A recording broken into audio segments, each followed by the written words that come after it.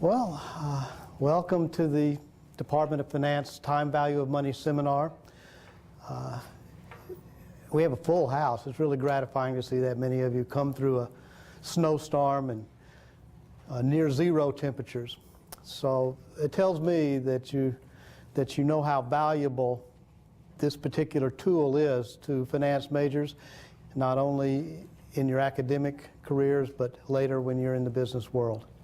And it's the purpose of these seminars to immerse you in the time value of money, the mathematics of interest, and our objective is that when we finish these seminars, you will know everything there is to know about this particular subject, and you'll be completely confident in using it. It's vitally important. You know, there's only two major ideas in finance.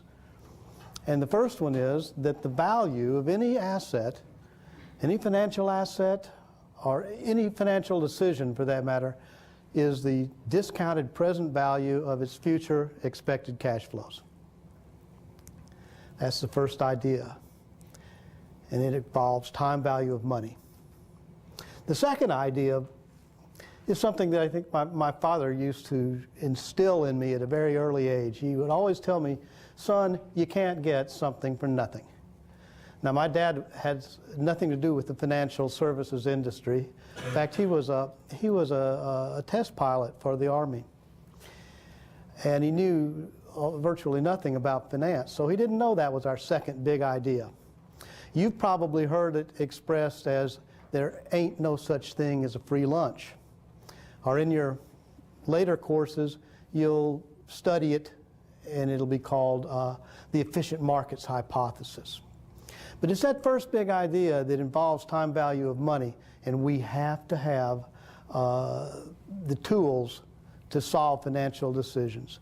And there is no financial decision you can ever make that doesn't involve time and interest. So,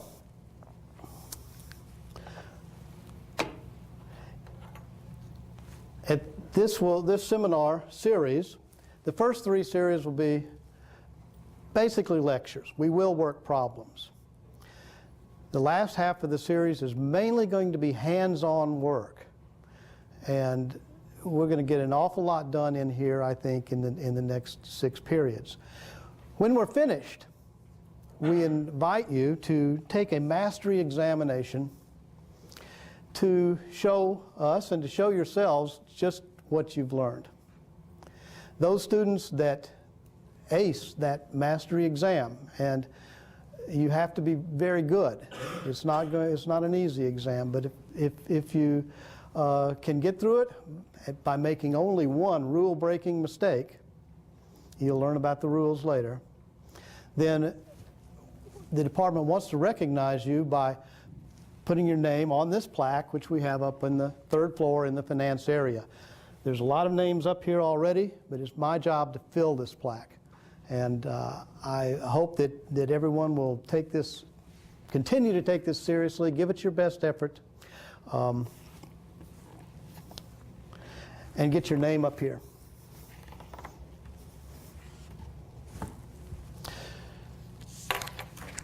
I'll admit it won't be easy. It's my job to make it as easy as possible. And the objective is, once we're finished, something that seemed hard at first is going to seem very, very easy. But it will take work, because you can't get something for nothing. So let's go ahead and get started.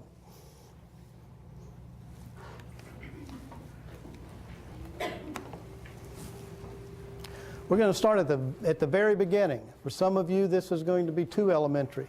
Others of you haven't taken your first finance course yet. And so the beginning is certainly the place to start.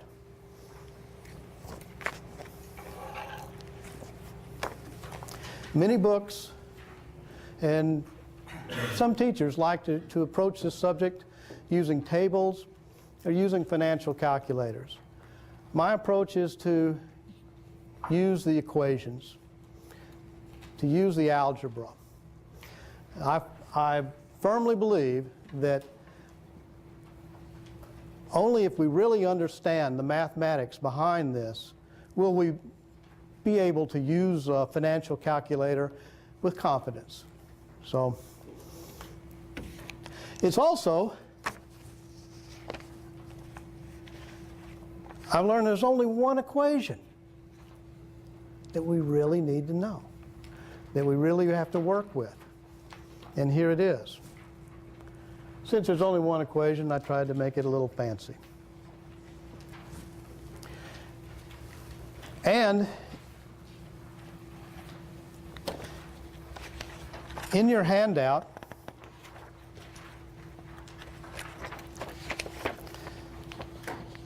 the time value of money, a primer, I refer to it as a building block equation because everything is based on this one fairly simple little equation. By the way, this handout I hope will become invaluable to you. I tried to put everything you need to know about time value of money on the first 2 pages. The rest of the handout is appendices that goes into detail about some of the things that we learn on the first 2 pages. My advice to you is to read these first 2 pages slowly and carefully and reread them numerous times as we go through this. You'll find that every time you reread this, it's going to make a little more sense to you. So this is our building block equation. FV is a future value. PV is a present value. I is the interest rate, and it's a simple interest rate that spans a time period. N is the number of those time periods. A simple interest rate is one where there's no compounding. So that rate could be an annual rate, it could be, we'll learn later, it could be monthly, daily, weekly rate. Essentially, this equation moves money around in time. It takes a smaller present value and moves it forward in periods in time to where it becomes a larger future value. So these equations are just time travel equations. And the same equation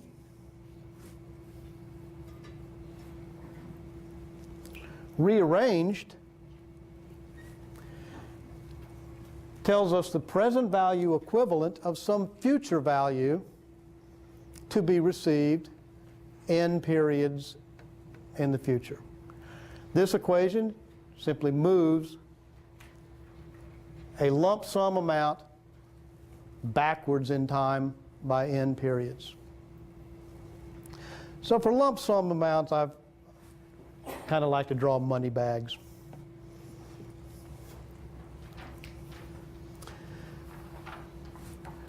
So example, $1,000 today will grow to what amount in 7 years? If interest is an 8% annual rate compounded annually.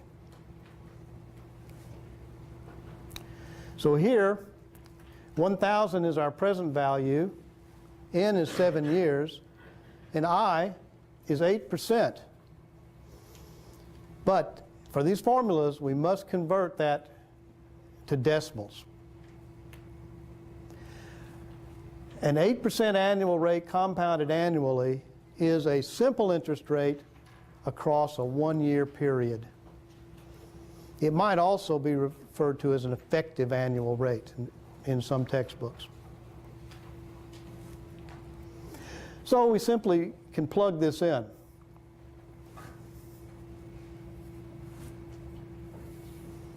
The future value of $1,000 at 8% annual interest compounded annually for 7 years is $1,713.82. While you can find this with tables, while you can find it with a financial calculator, I think that just using the formula is going to get you there just as quickly. And I think it will add to understanding when we're doing a little more complicated tasks. Any questions? All right. Let's try another example using the present value equation. What's the value today of $1,000 to be received in 6 years? Annual interest rate is 9% compounded annually. So our future value 6 years from today is $1,000. The interest rate is 9% per year. And our present value equation says discount or divide $1,000 by 1.09 to the 6th power. $1,000 to be received in 6 years, given this interest rate, is worth $596 today. Given 9% interest, compounded annually, you would be indifferent between receiving a $596 today or $1,000 6 years from now. One thing to remember about these equations, they are kind of like time travel equations. They move money around in time, but they move them to equivalent amounts at different points in time. $1,000 in this example, 6 years from now, is equal to $596 today. Well, this is a simple equation, and given simple problems like this, it's hard to stumble and do something wrong. But it is possible. It is possible to misuse this equation, and the way it's most often misused is to use an interest rate that is not compatible with the time period. So here is your first time value of money rule.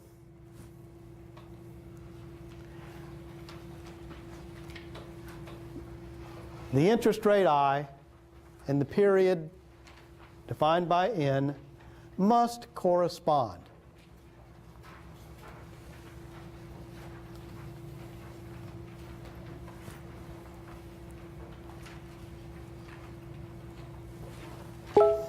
In these first two simple examples, I was a simple rate across an annual period, and N was expressed in years. We got the correct answers. But not all interest rates are annual rates, compounded annually.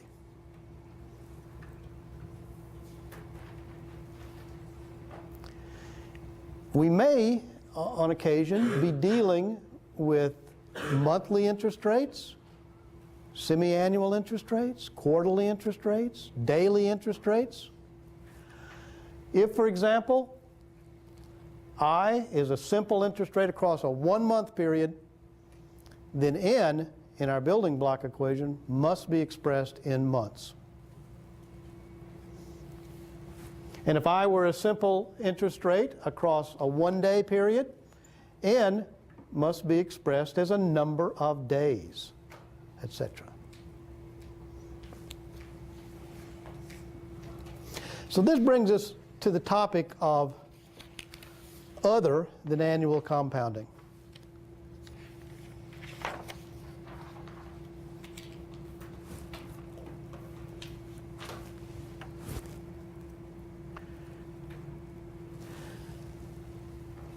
It is conventional to state interest rates as annual rates.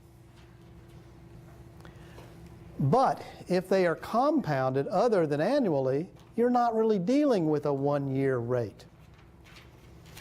For example, 6% annual interest compounded monthly means you're dealing with a 1-month rate of 0.5%.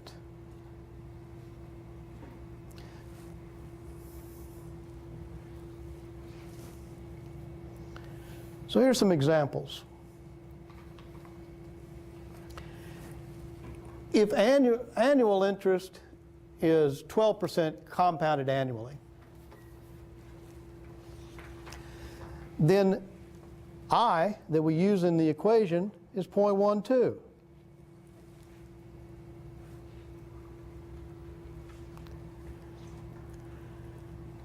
But if our interest rate is 12% compounded semi-annually, then we're dealing with a 6-month rate.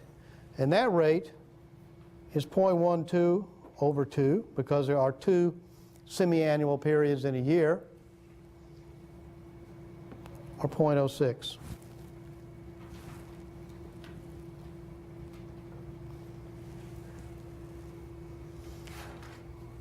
Bond yields, for example, are almost always quoted as annual rates compounded semi-annually. Many savings accounts employ interest compounded quarterly. That means 4 times a year. So 12% compounded quarterly would be the I used in our building block equation would be 0.12 over 4, or 0.03.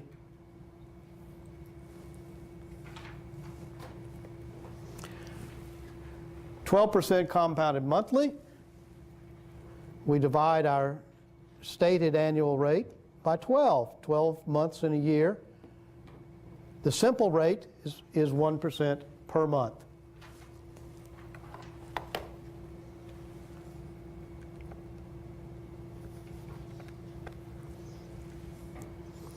If we were compounding weekly, we'd have to divide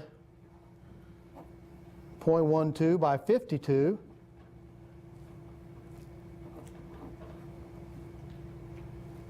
And 0.0023 would go into our equation. And a daily rate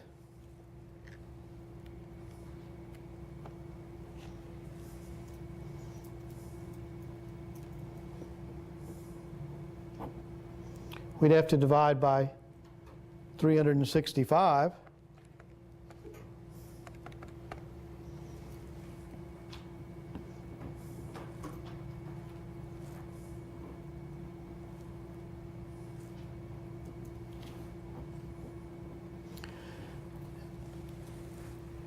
And this pretty small little number would be what goes into our equation. You notice these 365 are all daily ones? Yeah, don't worry about leap years here. If you ever really get into this, in a banking situation or something, you'll know the conventions.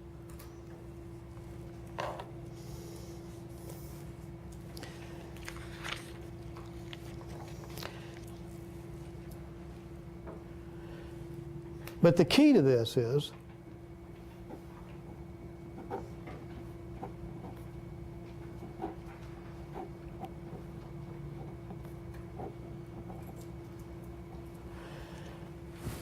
whatever rate we use here for I, we have to make sure that the number of periods is expressed in over the same period as I is expressed over. If I is a 1-month rate, N had better be in months. If I is a 1-day rate, N had better be in days.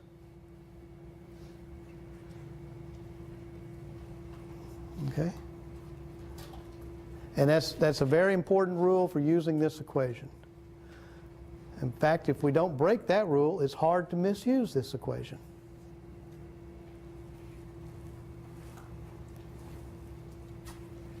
Questions?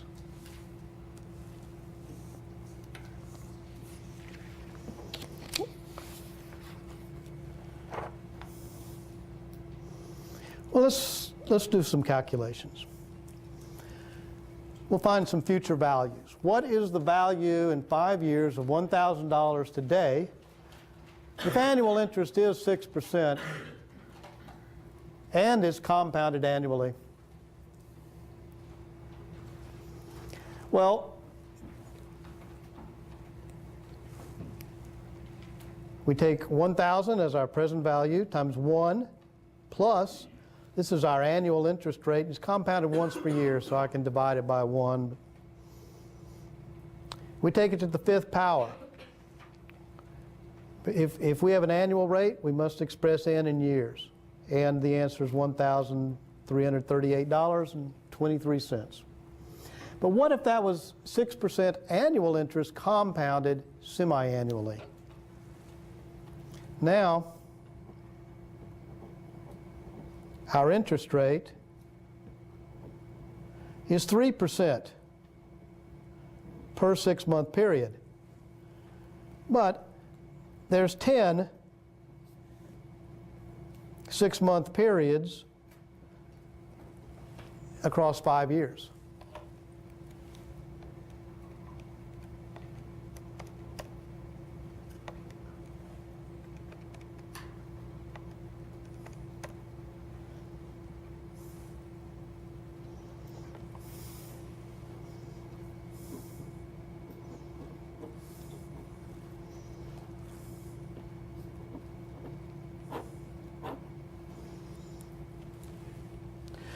And the answer is a slightly greater $1,343. The more compounding, everything else equal, the higher your future values will be and the lower your present values will be. If this were 6% compounded quarterly, we'd have to divide our 6% by 4, because there's 4 quarters in a year. So we're dealing with a simple rate of 1.5% across a quarter. And in 5 years, there's 20 quarters.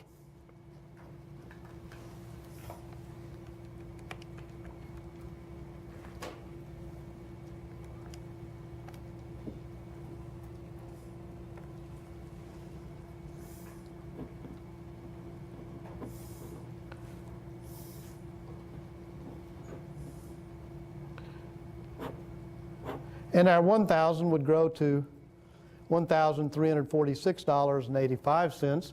And because we're compounding more, our future value is higher.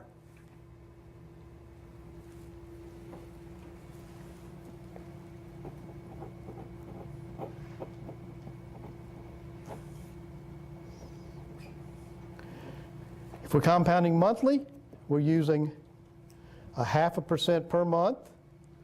That's our interest rate.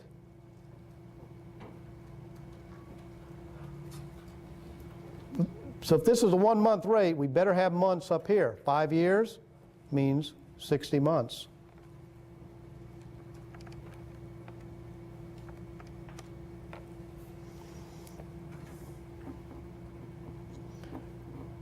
And the future value is higher still, $1,348.85 again.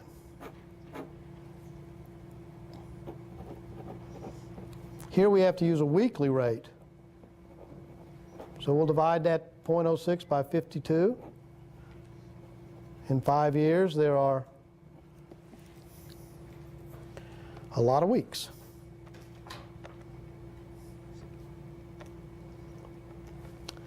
$260 weeks.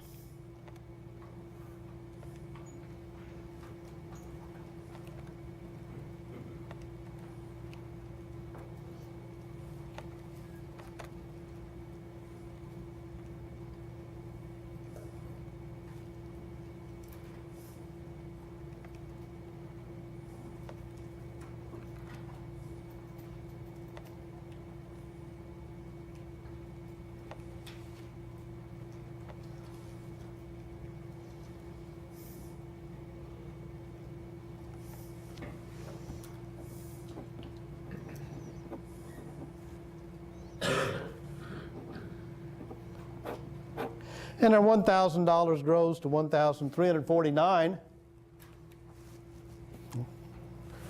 Sorry about that. Let me erase this. 62. Notice as we compound more, the future value gets higher. But notice that we're getting diminishing returns here.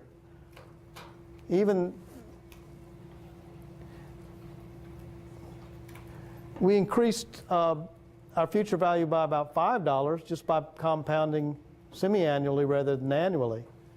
Then we increased it by $3 when we went from semi-annual to quarterly.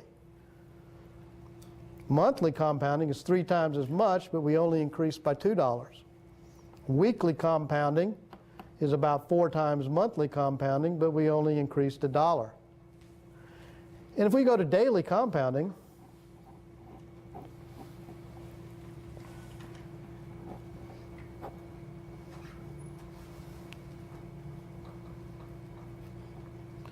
we'll divide the 6% by 365. We'll have a 1-day rate. And we better have a number of days up here. We're going to forget that leap year. It had to be in there somewhere, but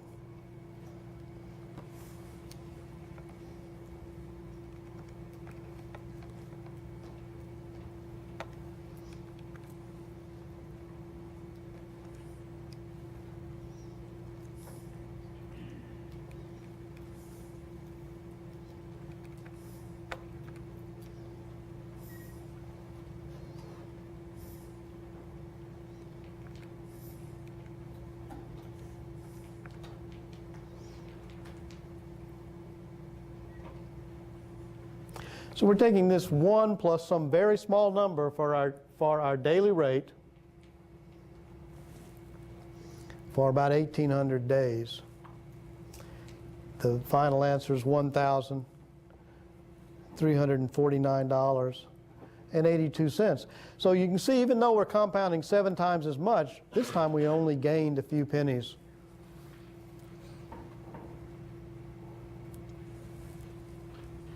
So we reach a limit on compounding, but it's good to remember this. The more an interest rate is compounded, the higher the future value will be. Compounding is good for savers, but it's not so good for borrowers. The more compounding that occurs throughout the year, the higher effective interest rate a borrower is paying. We're going to learn a lot about calculating effective interest rates and manipulating interest rates later in this series. Any questions so far?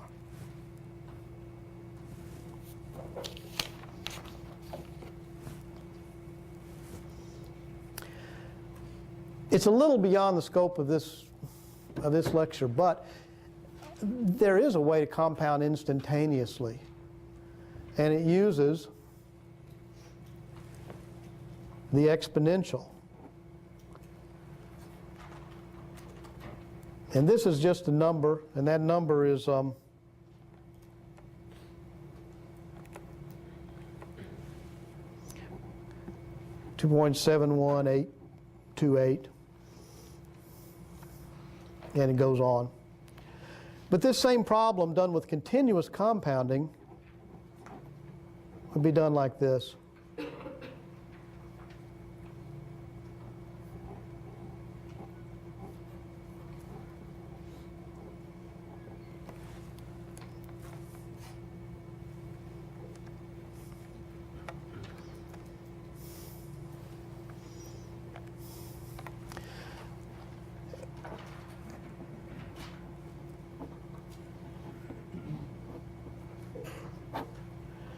And the final answer would be $1,349.85. So even if we compounded every second, the answer is virtually identical to what you would get for daily compounding. Again, we're not going to do much with continuous compounding in this lecture series, but I thought it would be a good time maybe to point that out. Any questions so far?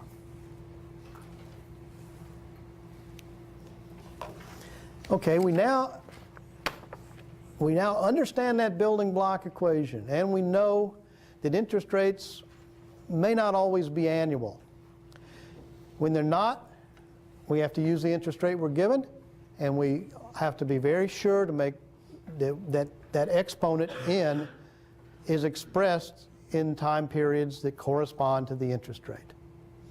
Now let's take a look at solving for the interest rate and solving for the number of periods.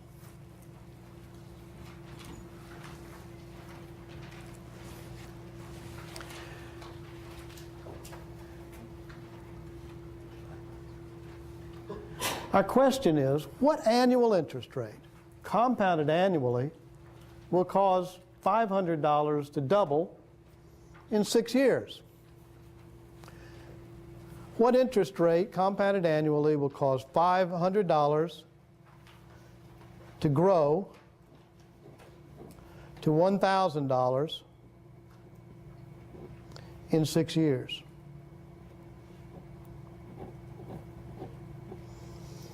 We'll set it up. There's our building block equation. 1,000 is our future value. 500 is our present value. Now the question said, what interest rate compounded annually? So if I use years up here, then when this interest rate pops out of the equation, it's going to be an annual rate.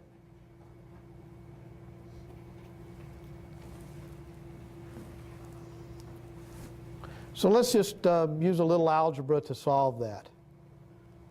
1 plus the interest rate to the 6th power is equal to 1,000 divided by 500.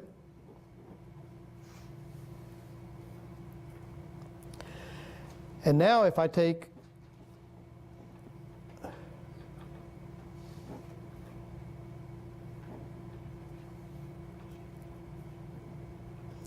both sides of this equation to the 1/6 power,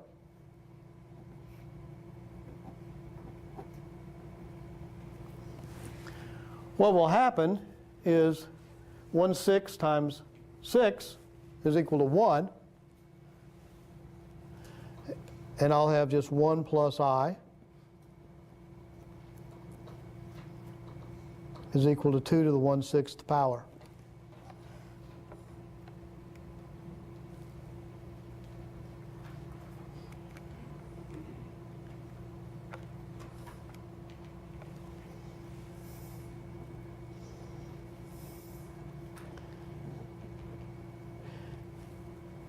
If we take 2 to the 1/6 power, you'll get 1.1224.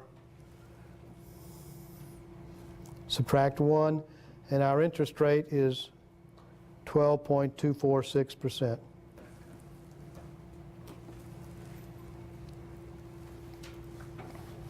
Now, we don't tell you which calculator to use, and we have a lot of different calculators out there, but I'm sure every one of your calculators has a y to the x button, and that's what you need to solve this and to do most time value problems. And if you want to get it exact, if you put, say, 2 in the window, then hit your y to the x button, I like to just put a 6 in the window and use my 1 over x button. Now I know I'm correct to about 17 decimals. Then when you hit equal, you'll get an answer that's exactly correct. If you have your calculator set to 2 decimal places, my advice is to free that up. You can decide later how many decimal places you want to keep. Any question about that? The key, of course, was to take both sides to a power that turned this 1 plus I to the 6th into 1 plus I to the 1. Now let's get a little more difficult. It's close to the same problem, but here we're asking what annual interest rate compounded weekly would grow the $500 to $1,000 in 6 years. So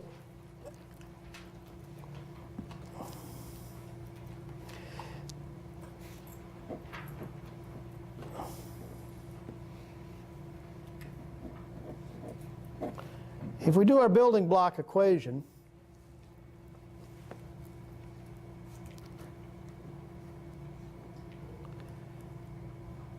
but if we express n in weeks,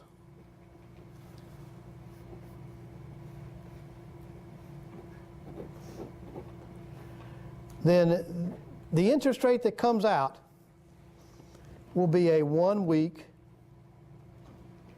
rate.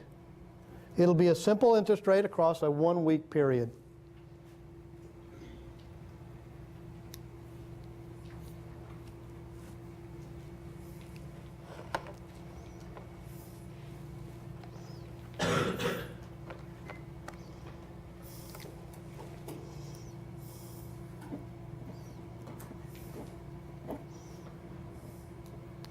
So there's 312 weeks in 6 years. And if we take both sides to the 1 divided by 312 power,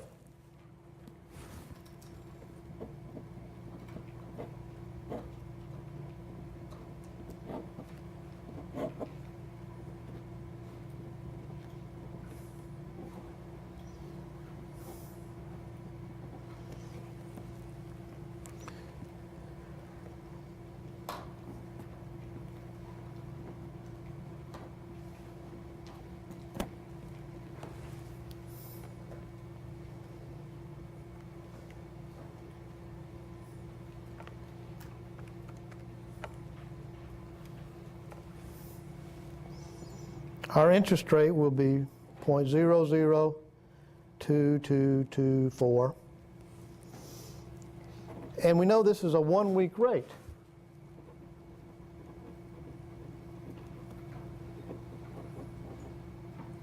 Well, I wanted to find a 1-week rate because remember the question said, what annual rate compounded weekly?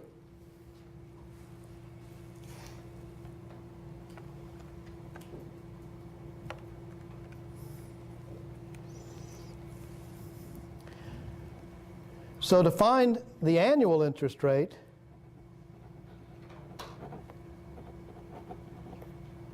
compounded weekly,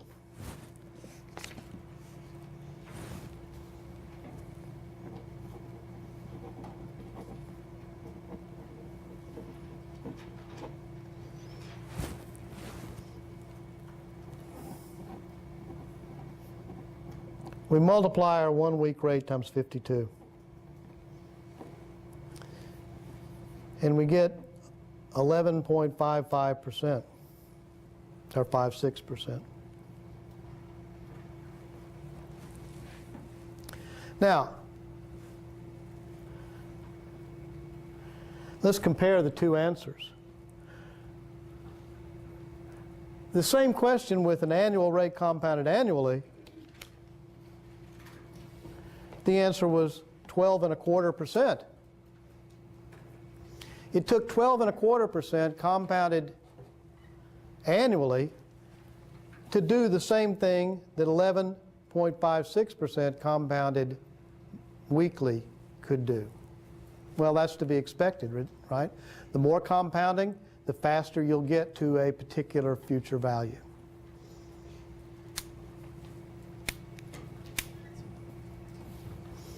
Any questions so far? Okay.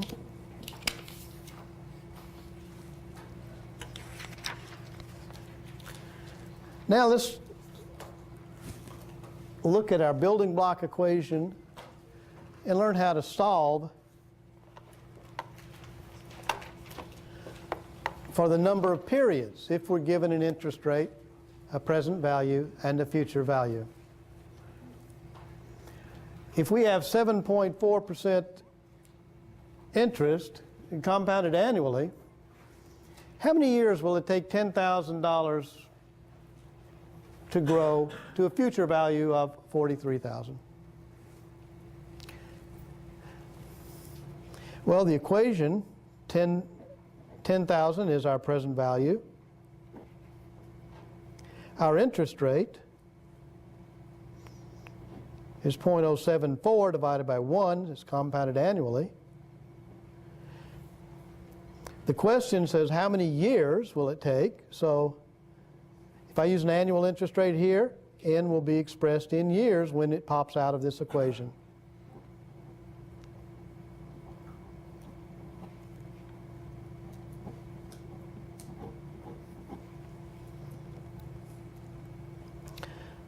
So to solve this,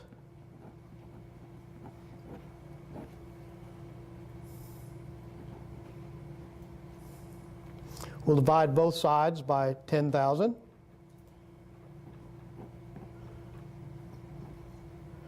We'll have 1.074 to the nth power is equal to 4.3.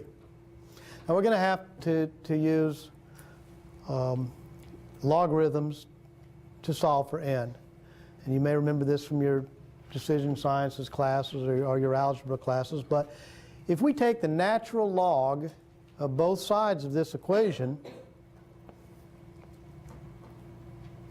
I'll have n times the natural log of 1.074 is equal to the natural log of 4.3. And n, which will be expressed in years, is the natural log of 4.3 divided by the natural log of 1.074.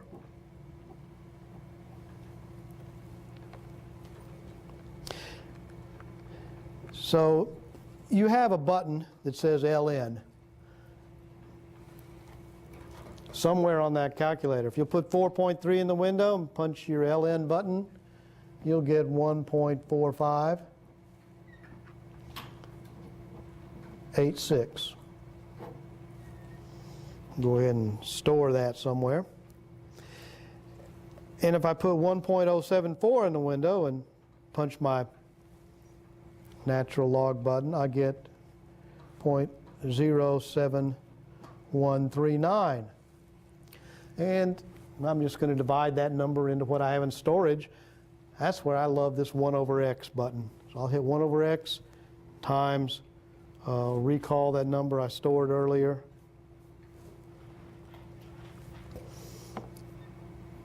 And I'll get a very exact answer of 20.4316 years.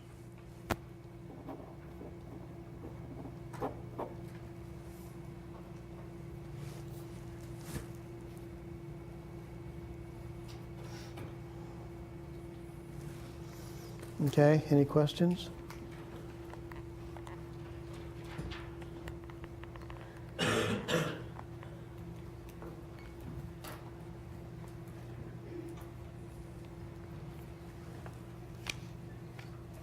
If you're dealing with, say, a financial institution, and this is an interest problem where compounding only occurs at the very end of the period, then you're not quite going to get to this until the end of that 21st year.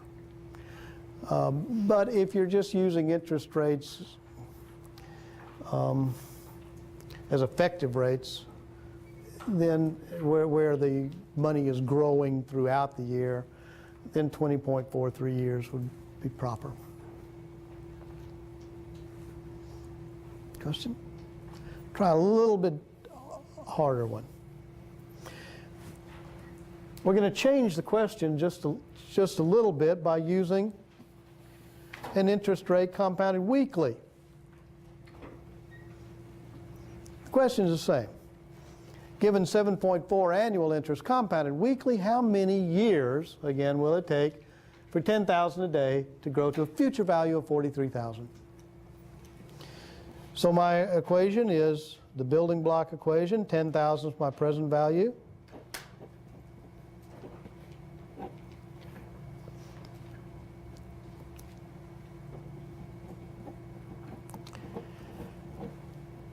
But my interest rate is a 1-week rate. So n, oops, let me, I need to put that interest rate in, don't I?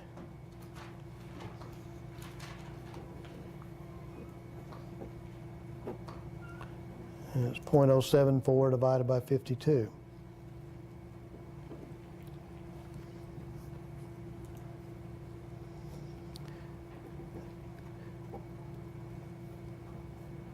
If I use a 1-week rate,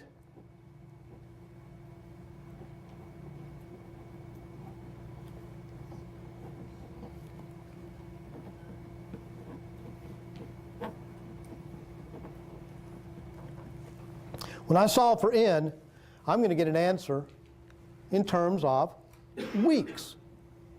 I can convert that to years later.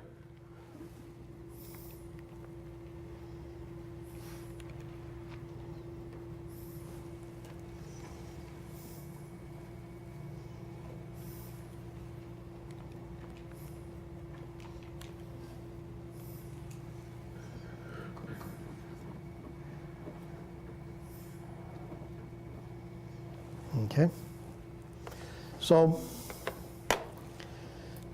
same procedure, n times the natural log of 1.001423 is equal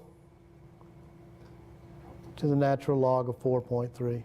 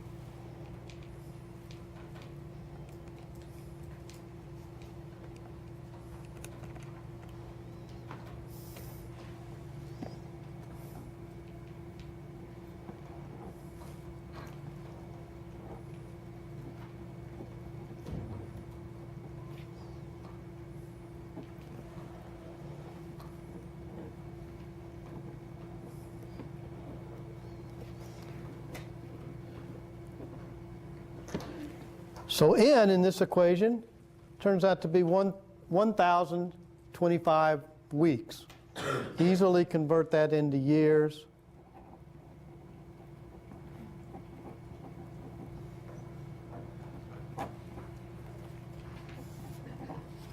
By dividing by 52.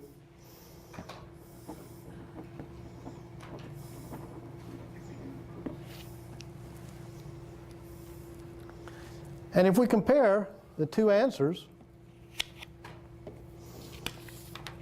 we really shouldn't be surprised that our 10,000 will grow to 43,000 quicker at 7.4 compounded weekly, 19 years, than it will at 7.4 compounded annually. Any questions?